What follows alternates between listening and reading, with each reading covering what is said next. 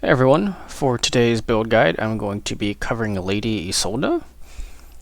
Lady Isolde is an Old Faith sage that you recruit sometime during Act 2. In order to recruit her, you need to have Sir Tristan on your table. Eventually he will prompt you with an event specific to him to go bring her body back to Camelot, which he will then do. You'll find her within your crypt. And then once you get the resurrection token, you can use it to bring her back to life and have her join your round table. Isolde is a pretty interesting sage. I don't think she's the strongest, but she's still pretty strong, and I think kind of a mix between a sage and an arcanist a little bit, definitely more so than a lot of the other sages bar Morgause. Morgause feels very arcanist-like in her gameplay style. She does have a lot of sort of buffing capability, but she does have a decent amount of debuffing capability as well. Isolde has all the classic sage abilities that provide the great support that you've come to love from your sages, but she also offers a bit more debuff capability than many of the other sages bar Morgause. So if you don't really want to go all in with a debuff playstyle like Morgause does, and you still want to have some debuffing with some buffing, I think Isolde is a pretty good option for this. Beginning with essences, as always, things that I just generally like to put on my sages: the essence of willpower and the essence of constitution, plus 50% to mental and physical debuff resistance, giving her very high 67 and 70%. I like to keep my sages safe from CC ability because generally they have a lot of support abilities. I want to make sure they're able to churn out every single turn whenever I need them, whether it be through buffing or debuffing, and in Isolde's case, either. Sages do have a fair amount of skills you can also get to boost their resistances to debuffs a fair amount, but by taking these essences, you kind of don't really need to spend those skill points and then free them up for other things. Outside of these two essences, as I've said before, sages, they're just very self-sufficient. They don't need much in the way of essences to make them good, and there's not a lot that can really make them a lot better. So whatever you really have left over that you think may benefit your sage or your Lady Isolde, just go with that. Whatever is matching your own personal taste.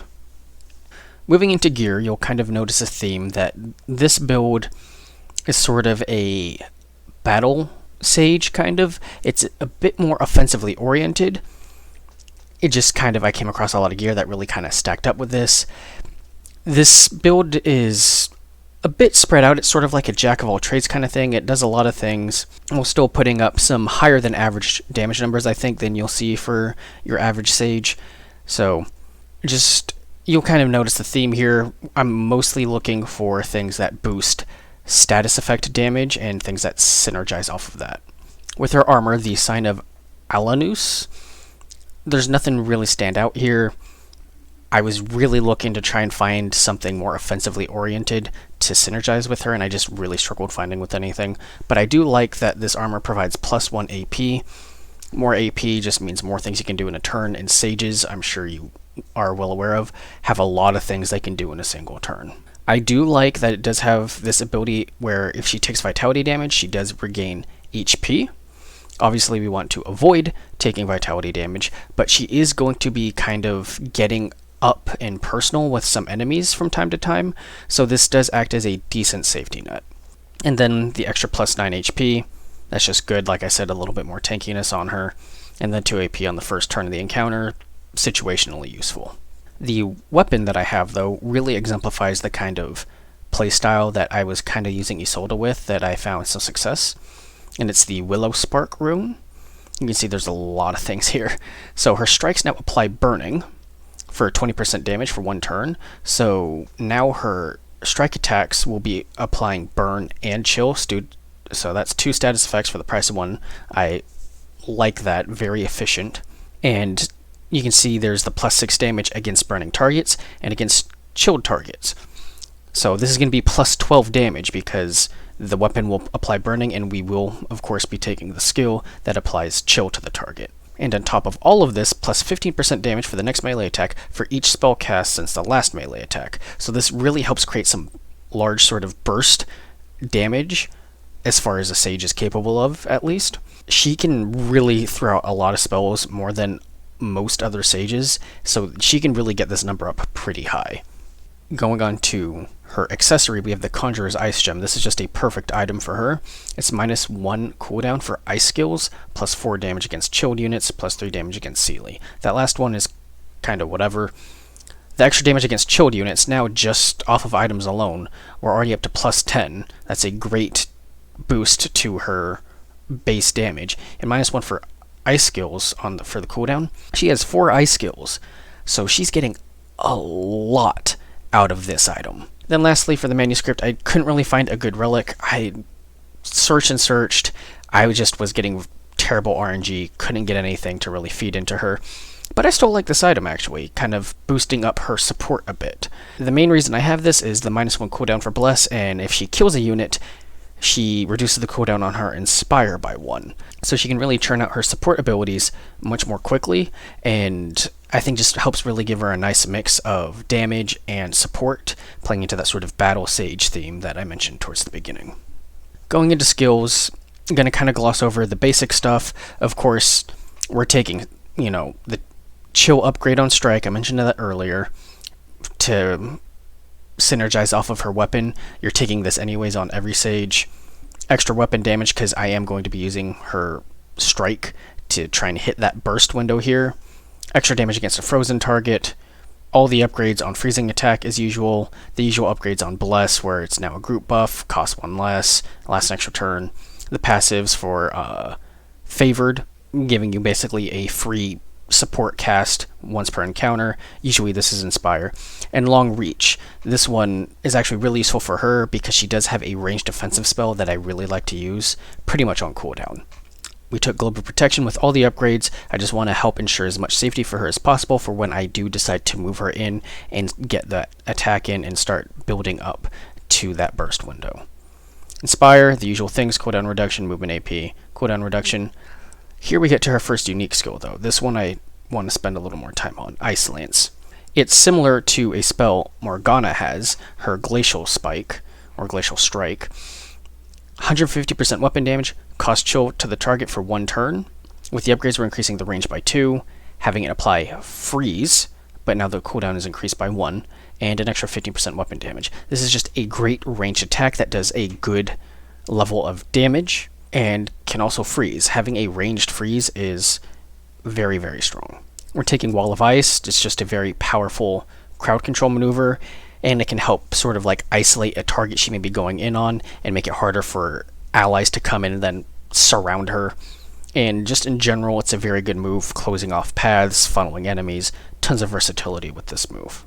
Her last unique ability is Ice Aura. This is sort of what I think promotes that go in there and hit stuff kind of playstyle, because this creates an aura around her that only affects adjacent units. And adjacent units will take 50% weapon damage and become chilled. So you can move her in to groups of enemies to apply chill to a group of them and damage a group of them, and not have to worry about having to hit all of them to debuff them with her strike attack. With the extra upgrade, it's also applying a vulnerability debuff, and we're boosting the damage a little bit, reducing the cooldown by 1. So pretty low cooldown. It's just a decent extra damage ability for her for when she is going in to get those attacks. Wish of Death is standard, and then Master of Ice, also fairly standard for any heavy ice caster, increasing the effect of her freeze and chill effects by 30%, increasing damage for each unit that is chilled or frozen. This synergizes really easily off of this Ice Aura, because you can multi-chill targets basically passively. You activate this and it will just trigger on them when she gets close. And then extra damage against units that are affected by freeze or chill. So you can just see there's a lot of abilities going on here, and lots of passive effects stacking up, increasing the damage against chilled units. Just more and more and more to get a pretty nice big hit on here after you've cast a number of spells to stack this 15% damage buff. So I hope that sort of made sense and I explained it well enough, and I think once you see it in action, you'll really see what I've been talking about. So the first fight example I have for you here is in the Three Sisters mission, going up against a group of brigands. They have themselves all cordoned off here on this little ramp. So, I mean, first things first, they like their little corner so much, they can go ahead and stay in there. No problem for me. And, I mean, this just opens up my Arcanists with their enormous range to just, you know, kind of do whatever they want to them. Like so.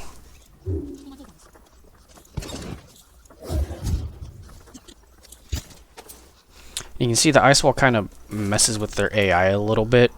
So, Ice Wall's a little bit of a cheap move if you don't really like, you know, winning through messing with the AI. You'll want to avoid doing these sort of things. Some enemies, it's kind of weird, have no problem attacking the Ice Walls, like Fog Knights. You know, the Unseelie enemy type. And then just other enemies are just really skittish about attacking it. I'm not entirely sure what determines which NPCs are fine with going after it, but this just seemed like the perfect opportunity. I don't usually do this myself, but I mean, how could I not? They're literally just all in this little corner, so I mean, there's nothing they can do about it. Just believe them.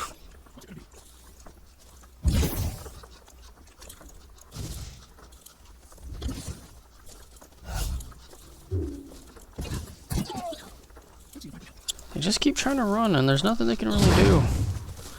These poor saps.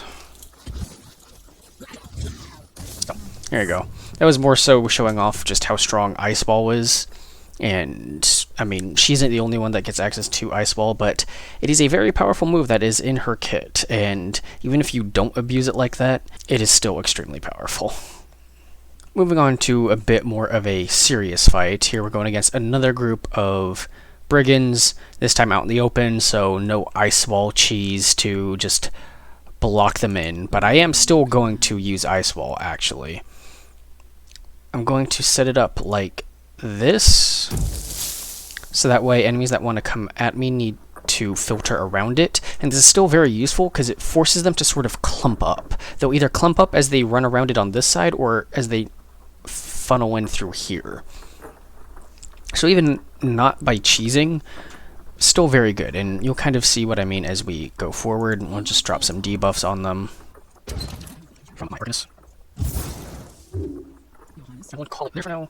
We'll actually use Glove of Protection, because these crossbowmen may shoot her. They probably will. Okay, they didn't.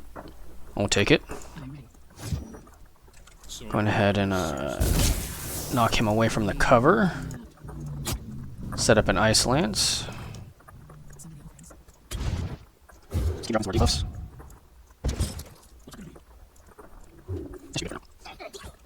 You can see they're, just like I said, clustering up.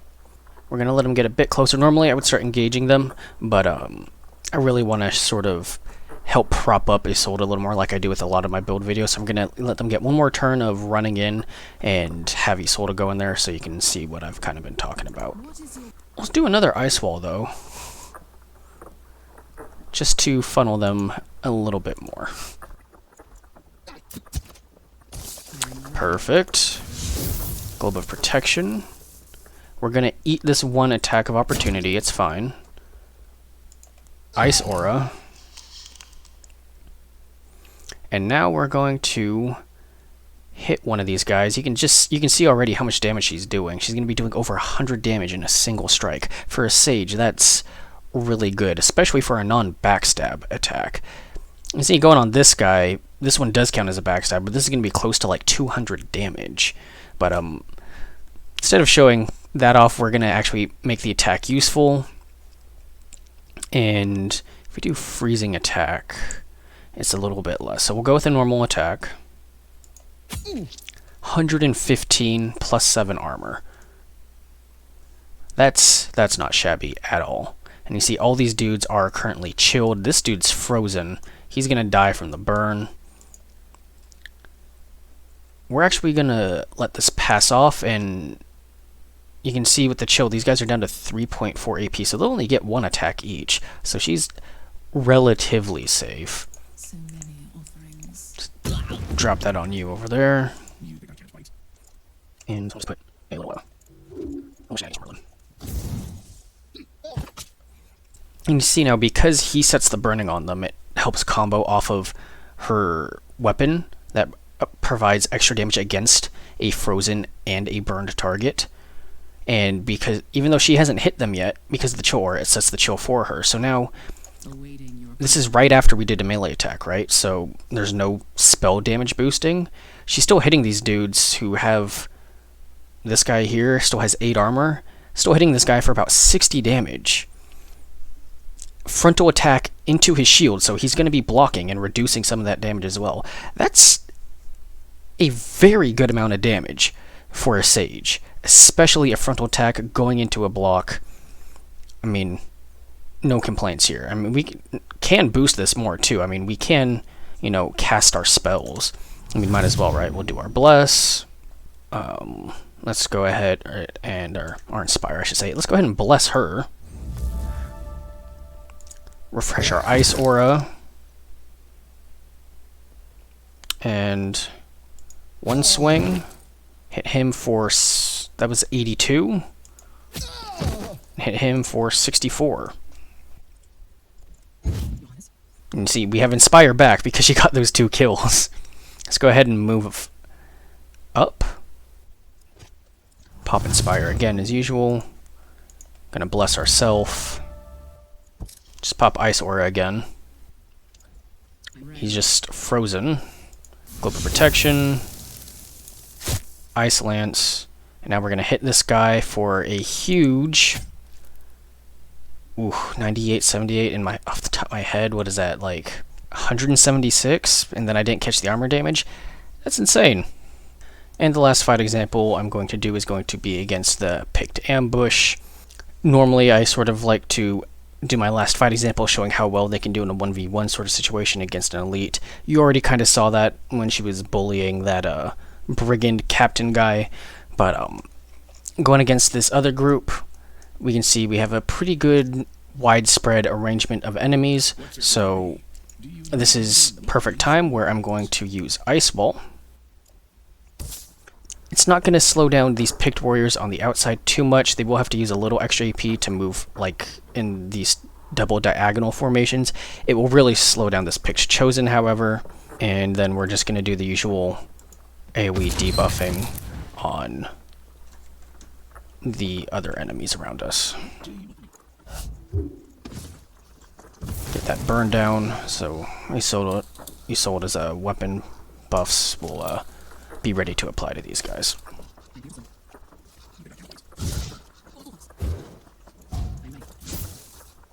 Alright, that looks good. Alright, not bad. We're actually going to move our units a little bit because we're going to activate our Chill Aura on Isolde, or Ice Aura.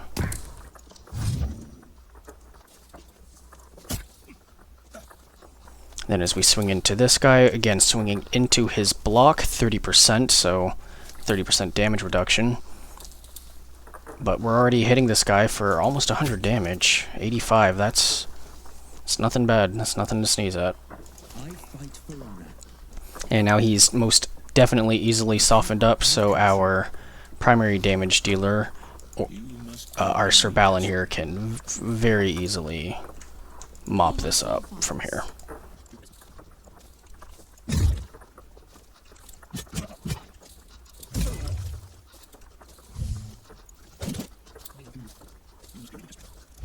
Let's go ahead and move Isolde up. Chilled her on Balin by mistake, that's fine. Huge armor break there, deleted all of that. Did enough damage to secure a kill for our main damage dealer, that's all we can really ask.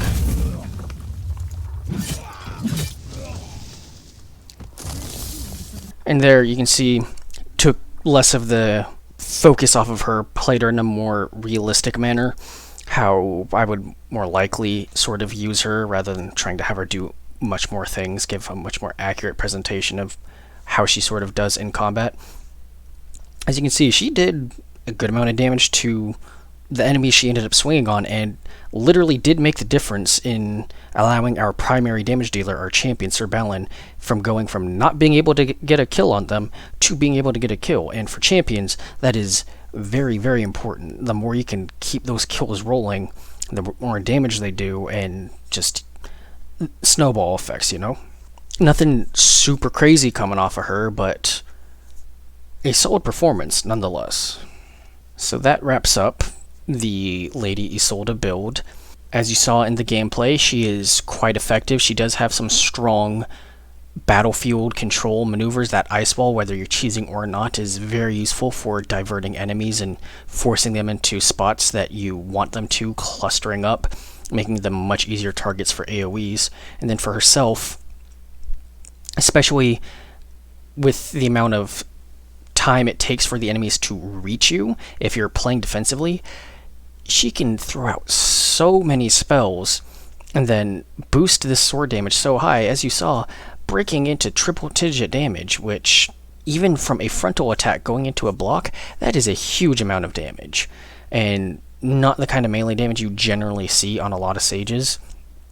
I mean, this kind of weapon, yeah, you can put on another sage, but Isolde just has so many spells that she can throw out that don't require her to be getting up close to enemies, hitting them with things like freezing attacks or whatever, and not just relying on, inspiring and blessing and then waiting. She can be throwing up ice walls, she can be prepping her ice aura, she can be throwing out her ice lances. She just really has an ability to, I feel, boost this, spell casting damage effect on these types of weapons a bit higher than most of the other sages. There's nothing really crazy here, I'm not going to say she's like busted, she's like the super powerful sage, but I do think she is really strong, and I think fits really well into any sort of Old Faith team comp you have. I think if you're looking for a sage that has a bit more debuffs, a bit more battlefield control, Isolde is the way to go, as opposed to Guinevere's more single target weapon damage kind of playstyle. And with that, I have nothing really else to say before I start rambling unnecessarily. I hope this video was helpful and gave any players out there a direction to start building their Isolde for their playthroughs. As always, thanks for watching.